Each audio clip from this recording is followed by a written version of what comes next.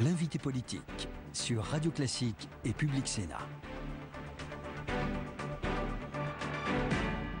Bonjour Alain Minc, bienvenue. L'âme des nations est publié aux éditions Grasset, c'est votre dernier livre. Vous écoutiez tout à l'heure Guillaume Tabar en disant que vous n'aviez pas franchement de désaccord avec lui sur cette affaire de pigeons. Mais est-ce que vous avez l'impression que la politique du gouvernement, dans le contexte de la croissance qui devient totalement atone et un chômage qui va passer la barre des 10%, pourra aller au-delà de cette affaire? Est-ce que c'est une politique qui a encore une bretelle de sortie ou est-ce que c'est l'autoroute définitive vers quelque chose de plus catastrophique? Écoutez, j'ai l'impression que... Soyez pas trop prudent. Hein. Non, vous inquiétez Autrement, pas. je vous montre les photos de Nicolas Sarkozy en George Clooney à la Unifico. Si le jour où je serai prudent, je serai alzhémérisé. Non, je crains que le gouvernement n'aille dans le mur en klaxonnant. Au fond, François Hollande parle une langue économique qui est différente de celle des 26 autres pays de l'Union européenne. Il faut bien voir cela. Aujourd'hui, qu'est-ce que font tous les pays? Ils essayent de recréer la compétitivité, d'être ouverts aux entreprises, que les Anglais appellent business friendly.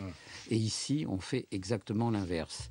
Alors, j'ai dit une fois dans une phrase, je crois, qui a choqué beaucoup d'éminents socialistes, que les socialistes comprenaient Keynes et n'ont pas compris Schumpeter.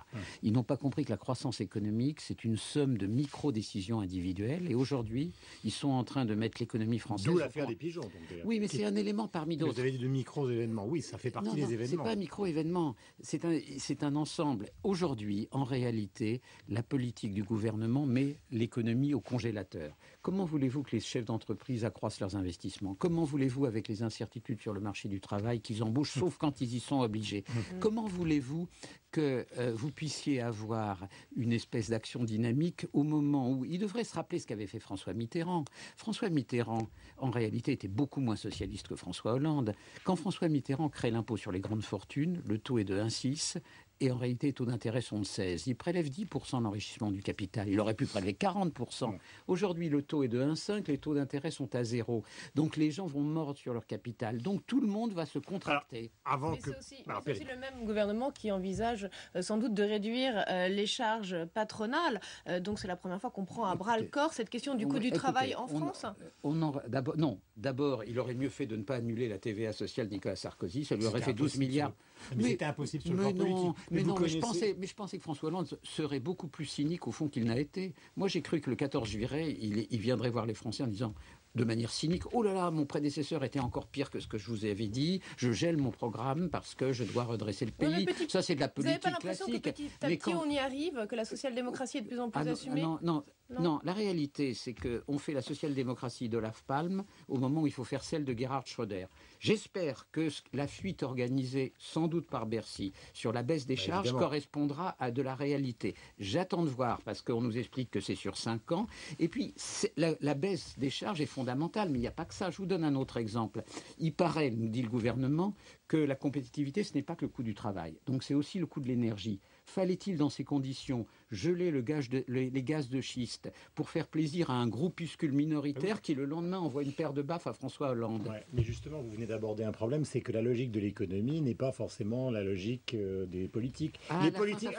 Les politiques, ils ont besoin, parce que c'est aussi le cœur de truc, de gérer un peuple, une nation, des frontières, etc. C'est pas le sujet forcément des dirigeants économiques. Non, je pense qu'il n'y a aucune raison que ce canton de l'Europe qu'est la France ne puisse pas faire ce que font les autres.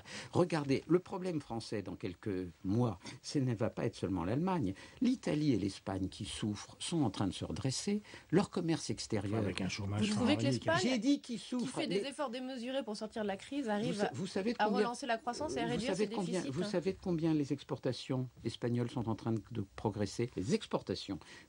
plus de 10%. Les exportations italiennes progressent de 10%. Mais sur le plan intérieur, ça reste très dur. Non, mais j'ai dit au prix d'un effort intérieur. Qu'est-ce que ça veut dire? Comme on ne peut pas dévaluer sa monnaie, on dévalue sur le plan intérieur. Mais le résultat, c'est que nous allons être décalés vis-à-vis d'eux aussi.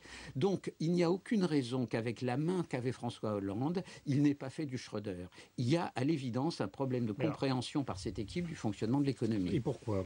Je n'en sais rien.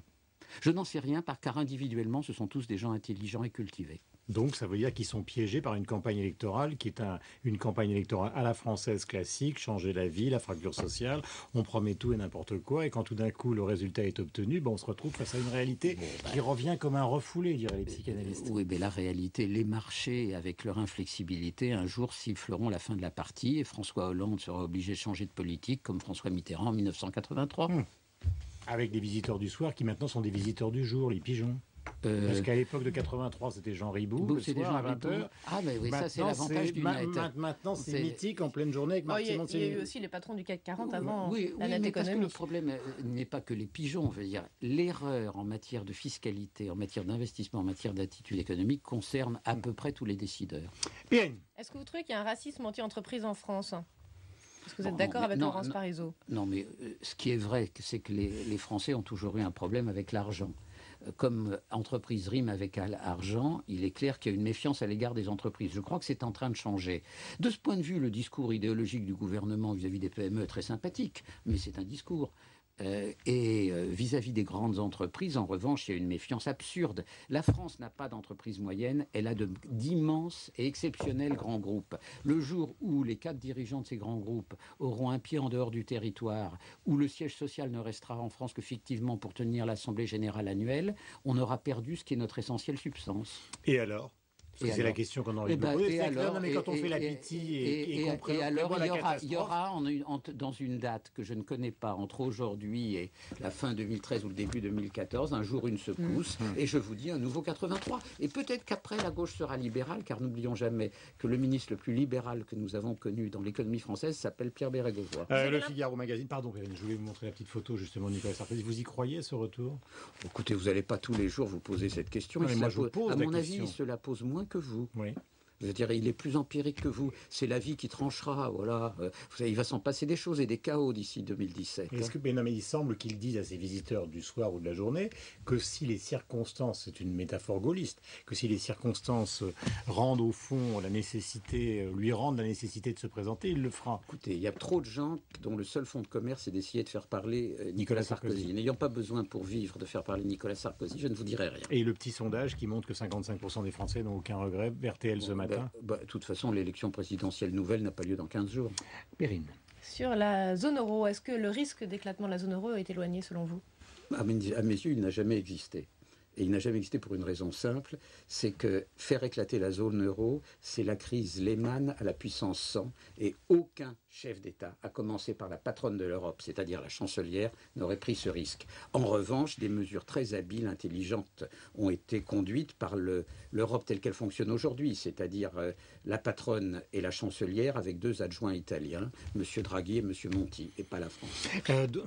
Mais est-ce que vous pensez qu'en l'absence de réformes structurelles importantes en France, par exemple les citoyens allemands, puisque vous citez l'Allemagne, vont accepter de continuer à payer pour nos retraites, notre système de santé ?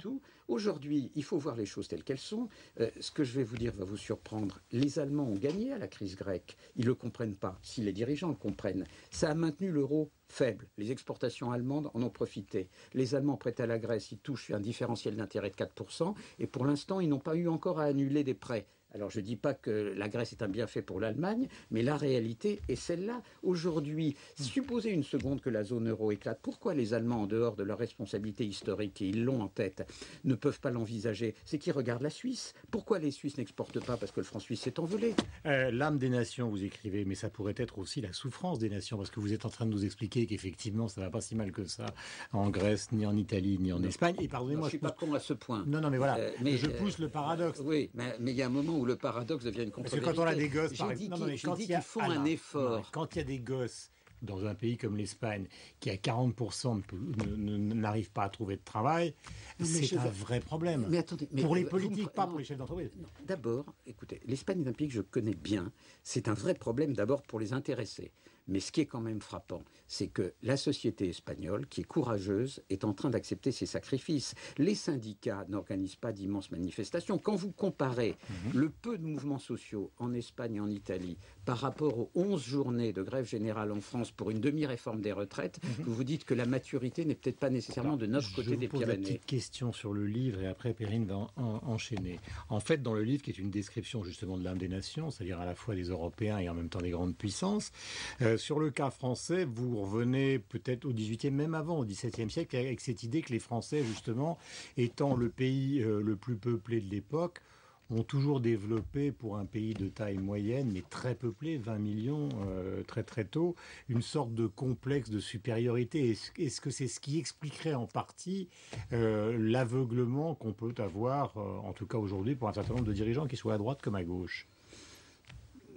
C'est un raccourci. Non, ce qui est sûr, c'est qu'en effet, les Français, on va pouvoir se passer de l'économie. Pays le plus peuplé et le plus important, le plus grand d'Europe à l'époque, avaient un sentiment de supériorité qui les amenait à surestimer leurs mains. La France était la plus forte de tous les pays, mais elle n'était pas assez forte pour résister à l'alliance de tous les autres.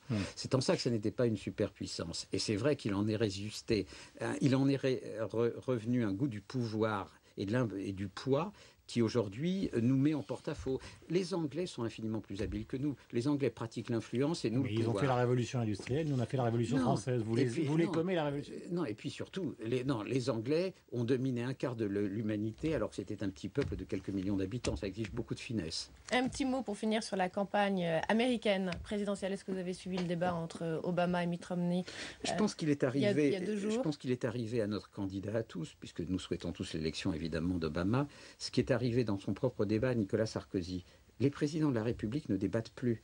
Ils donnent des ordres et ils reçoivent des suppliques. Donc ils ont perdu l'habitude du débat. Il est évident. Et c'est exactement la même chose que dans le débat Hollande-Sarkozy. Et je pense qu'Obama, qui lui a 3 débats, va se préparer et retrouvera son mordant. Et est-ce qu'il va être sorti comme un peu tous les présidents sortants Normalement, un sortant en période de crise sort.